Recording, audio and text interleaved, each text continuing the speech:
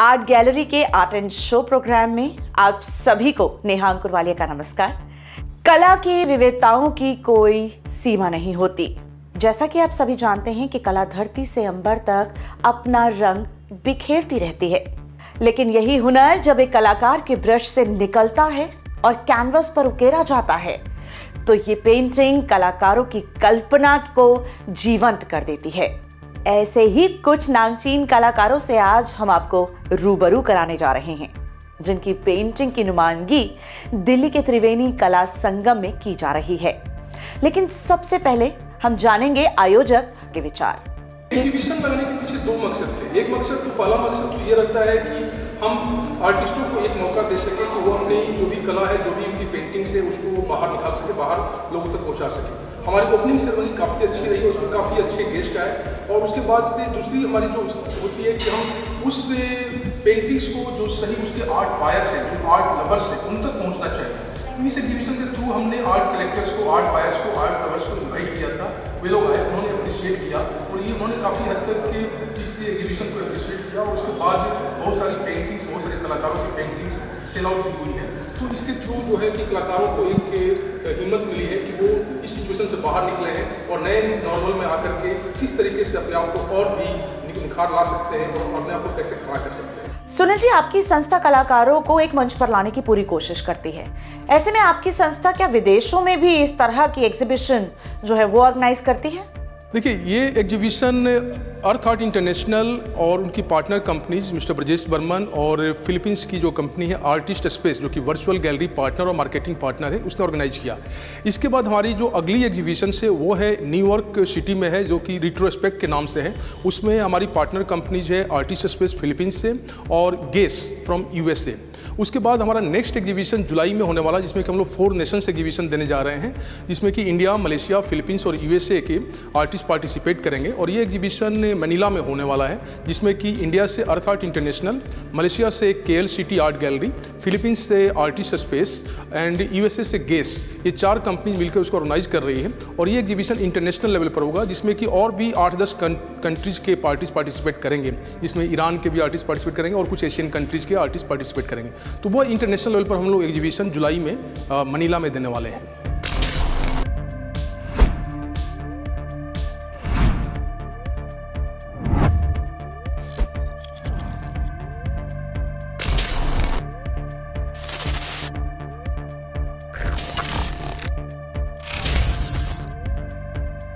कालीचरण गुप्ता जी गांव के परिवेश में पले बड़े हैं, एक जुझारू कलाकार हैं। आइए चलिए जानते हैं इनके इस सफर की कहानी। Gupta ji, art and show में आपका बहुत बहुत स्वागत है। मैं एक गांव से हूं, हरियाणा के गांव से हूं। मैंने अपना गांव 1965 में छोड़ा था, 1964 में छोड़ा था और उसके बाद मैं दिल्ली आ गया, जामिया मिलिया में पढ़ा, फिर दिल्ली कॉलेज ऑफ आर्ट में पढ़ा। उसके बाद मैंने आर्ट स्टार्ट किया। जो मेरा एक प्रभाव था, गाँव का जो एक प्रभाव था, जो लोग यहाँ काम करने आते हैं शहरों के अंदर, वो डाउन ट्रोडन पीपल, जिनके पास कोई घर नहीं होता, काम नहीं होता, जिनका इंटरटेनमेंट का कोई साधन नहीं होता, वो कैसे सड़कों के किनारे पर रह कर के छोटी सी झोंपड़ी बना कर के रहते हैं और रात को कुछ ड्रिंक भी करते होंगे या कुछ पीते होंगे, कुछ उसका साथ अपना साधन एंटरटेनमेंट का करते होंगे, गाना बजाते होंगे, है ना, क्या है, अपना लकड़ियाँ जला करके सारी रात काटते होंगे। वो मेरे को वो चीज़ें भी याद हैं। उसके ऊपर मैंने बहुत सी पेंटिंग की है। दूसरा मेरा जो था वो मैंने लिया द ट्राइबल्स लोगों के ऊपर। मैं 1 हफ्ते सौरा ट्राइबल्स उड़ीसा में रहा हूँ। उनके पास उनकी क्या आदतें थी, क्या उनके हार्ट्स थे, कैसे वो लोग काम करते थे, कैसे जाते थे, उनके ऊपर मैंने काम किया है।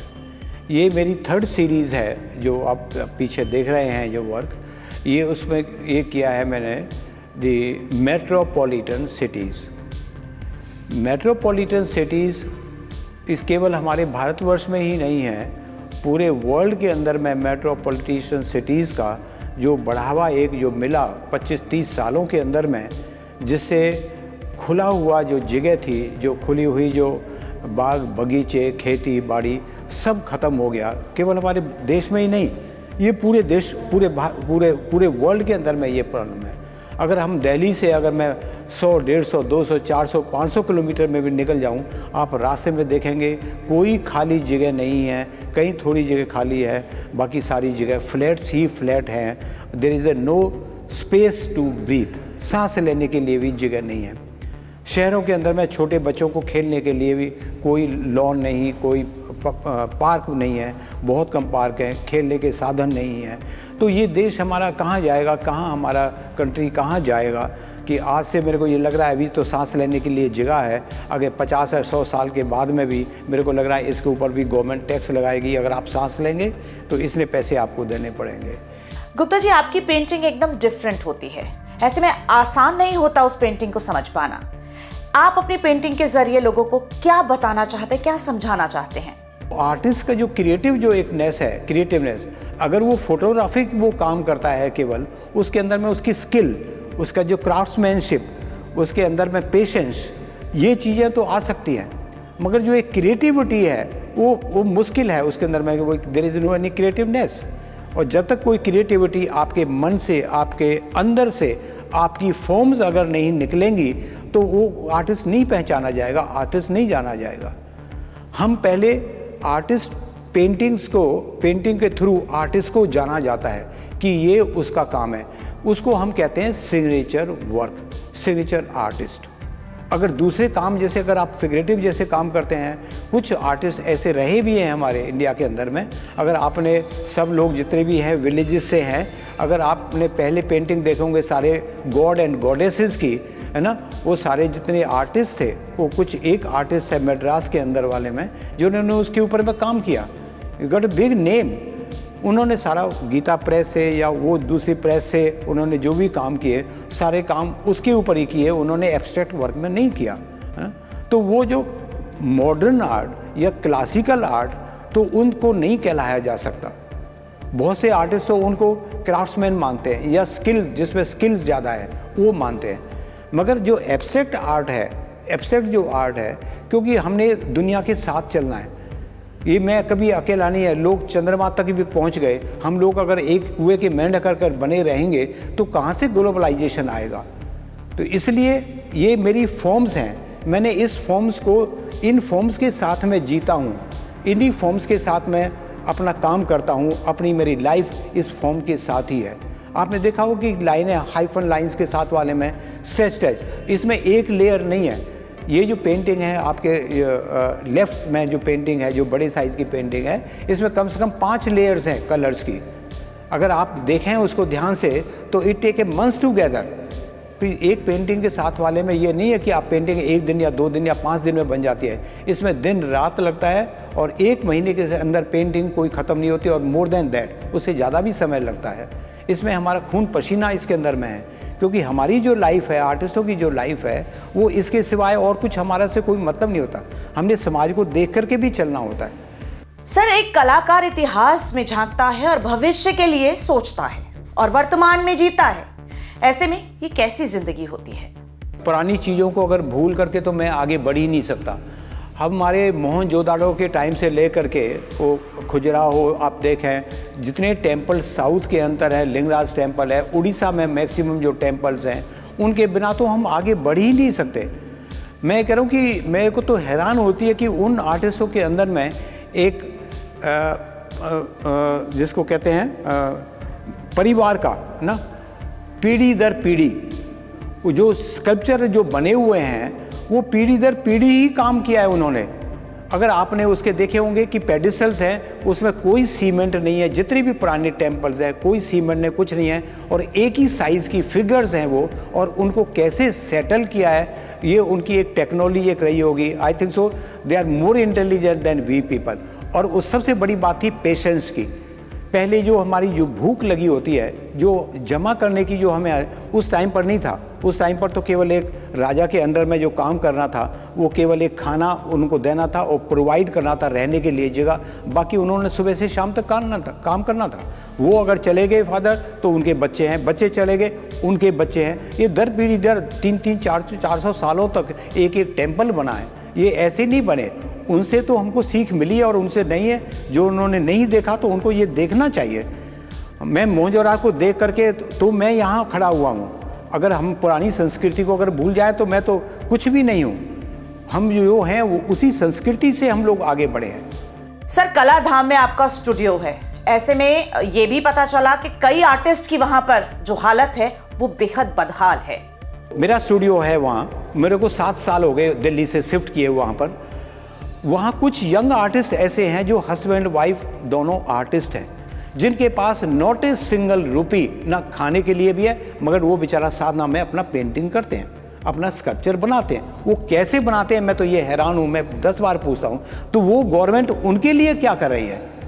गरीब तो हर उसमें है, हर कास्ट में, हर स्टेज पर गरीब है। जो करना है तो हमें सबके लिए करना चाहिए। पहले आर्टिस्ट जो कुछ काम जो है ललित कला खरीदती थी और एनजीए में भी खरीदता था। मेरे भी एनजीए में, नेशनल गैलरी मॉडर्न आर्ट में मेरे भी 5 काम हैं, है ना।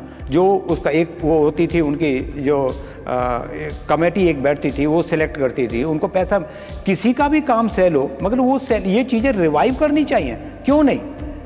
अब मेरे को तो ध्यान होता है जो बच्चों के पास, बेचारों के पास पढ़ाई नहीं है या पैसा नहीं है, कुछ नहीं है। मेरे फादर ने कह दिया कि मैंने जामिया से किया, हमने तो 5 साल लाइफ के ख़राब किए मैंने अपने, इसलिए मैं 2 मिनट और लूँगा, 5 साल ख़राब किए, क्योंकि हमारे पेरेंट्स को ये नहीं पता था कि ये 2 साल का केस करके, हमें ये पता था कि एक ड्राइंग टीचर होता है, हमें ये नहीं पता कि आर्टिस्ट होता है। क्योंकि गांव के जो थे, हम कुएं के मेंढक की तरह थे। गांव का जो ये उल्लंघना, उसकी जो बॉर्डर लाइन को क्रॉस करना हमको मना था। इसीलिए हमने 2 साल का जामिया में केस किया, जो वो किया, कोर्स किया। फिर हमने, फादर ने मना कर दिया, कह रहे अपने आप पढ़िए, अपने आप नौकरी करो, अपने आप पढ़ो, हमारे पास कोई पैसा नहीं है। इसीलिए मैंने 7 साल का कोर्स पार्ट टाइम में किया। मेरे को अभी तक भी क्या, मेरे बड़े भाई साहब थे, उन्होंने नौकरी दिलवा दी। मैं चाणक्यपुरी में रहता था, 150 रुपये में कैशियर का काम था, फरीदाबाद। अब आप लगाइए, धौलके के पास है सरदार पटेल रोड, वहाँ से मैं वहाँ जाता था, वहाँ से फिर कॉलेज आता था, ये कॉलेज ऑफ आर्ट, 6:30 से लेकर के 6 बजे से 8:30 तक ये कॉलेज था। 7 ईयर्स तक मैंने वो स्टडी किया। 3 साल के बाद वाले में नौकरी मिली। सर, वैसे तो पेंटिंग की कोई कीमत नहीं होती, लेकिन आपसे जानना चाहेंगे कि आपकी इस पेंटिंग की कीमत क्या है? देखो, पेंटिंग्स की बात ऐसी है, बहुत से राज खोलना चाहूँगा तो वो ज़्यादा अच्छा भी नहीं लगेगा। मान लो उदाहरण के तौर पर, ये जो पेंटिंग है जो मेरा लेफ़्ट में लगी है, इसका कीमत मैंने रखी है 4 लाख रुपए। और ये जो 3 बाई 3 का जो काम है, इसका रखी है मैंने 2 लाख रुपए। ये मेरा अभी से नहीं है, 2000 मतलब 13 साल हो गए, मेरी कॉस्ट वही है। अगर आप पेंटिंग्स दो वर्क आप लगाते हैं यहाँ पर, 2 वर्क के अंदर में आजकल पता है कि 1 पैसा भी पेमेंट आपका कैश नहीं आप पकड़ सकते, यू राइट। अगर ये सेल होता है तो फिर मेरे को इसके ऊपर में टैक्स देना पड़ता है, 30% है या 10% है या 20%, जिस स्लैब में आते हैं, फिर मेरे को वो टैक्स भी देना पड़ता है। मैं ये करूँ, चलो मैं टैक्स गवर्नमेंट को देता हूँ, but what the government just is doing for us.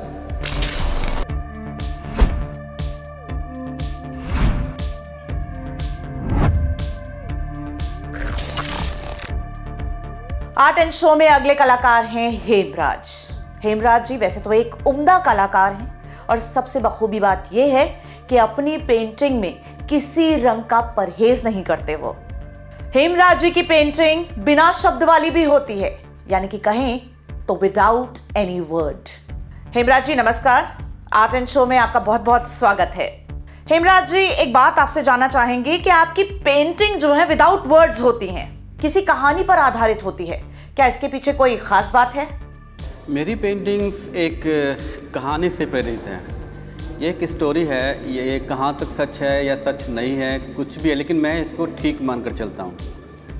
ये कहानी सूफियों की है। उसमें क्या होता है कि सूफ़ी, जब एक बड़ा सूफ़ी, जब एक गुरु सूफ़ी जाता है इस दुनिया से, तो वो एक किताब छोड़ के जाता है। उसको वो सूफ़ी किताबों की किताब बोलते हैं, किताबों की किताब।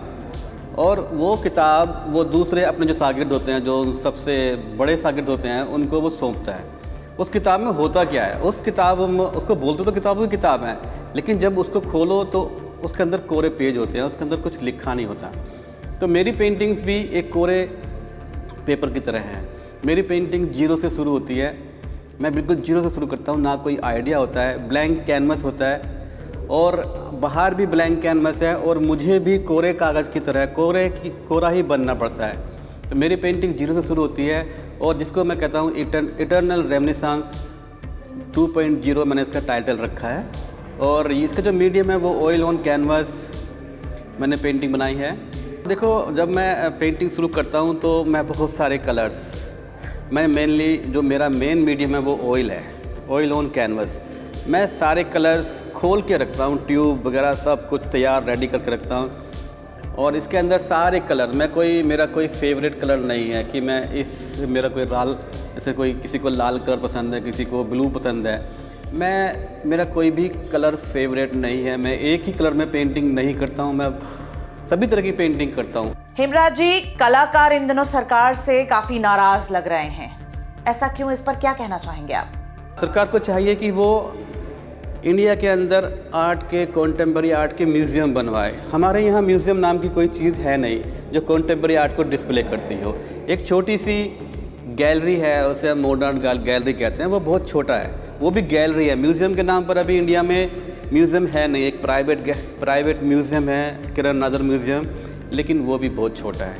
ऐसे जो उसका साइज़ है, वो जितना वो म्यूज़ियम है उससे तकरीबन 20 गुना वो म्यूज़ियम होना चाहिए, लेकिन अभी बहुत छोटा है। उसी के अनुपात में उसमें पेंटिंग्स, उसमें स्टाफ, उसकी स्पेस उसी हिसाब से होना चाहिए था। और हमारे देश के अंदर लगभग 508 म्यूज़ियम कॉन्टेम्पररी आर्ट के होने चाहिए थे, लेकिन अभी एक भी कॉन्टेम्पररी आर्ट का म्यूज़ियम इंडिया में नहीं है।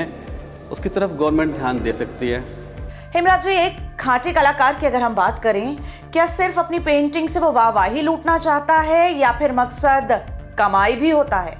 पेंटिंग करना आर्टिस्ट का ये एक प्रोफेशन नहीं है, ये एक जीने का ढंग है, एक जीने का तरीका है। जैसे कोई आदमी डांस कर रहा है और नाच रहा है, चिड़िया गा रही है पेड़ के ऊपर, तो पैसे तो नहीं लेती ना, कोई डिमांड तो नहीं है उसकी, वो उसके जीने का ढंग है।